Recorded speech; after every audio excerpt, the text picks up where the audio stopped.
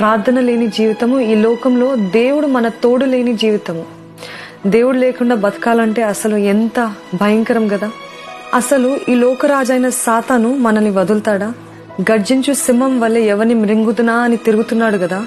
ఎందుకు వాడి చేతిలో చిక్కటం? ప్రార్థన మనకి కంచె వేస్తుంది. ప్రార్థన మనకి జయాన్నిస్తుంది. ప్రార్థన క్రైస్తవుల్ని ధైర్యవంతులుగా మారుస్తుంది. ప్రార్థన మనకు పరిశుద్ధాత్మ శక్తిని అనుగ్రహిస్తుంది. ప్రార్థన సమాధానం కలుగజేస్తుంది. ప్రార్థన మన పరిస్థితిని మారుస్తుంది. ప్రార్థన మనకు దేవుని చిత్తాన్ని బయలుపరుస్తుంది. ప్రార్థన మనకి సర్వాంగ కవచాన్ని ధరింపజేస్తుంది. ప్రార్థన దేవుని దగ్గరకు తీసుకెళ్తుంది.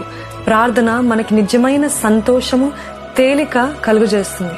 ప్రార్థనే మన జీవితంలో ఆశీర్వాదానికి దారి తీస్తుంది. దయచేసి దేవుణ్ణి మీ సమయంతో ఘనపరచండి. అప్పుడు దేవుడు తిరిగి మిమ్మల్ని ఘనపరుస్తాడు. ఎక్కలేనంత ఎత్తైన కొండకి ఎక్కిస్తాడు.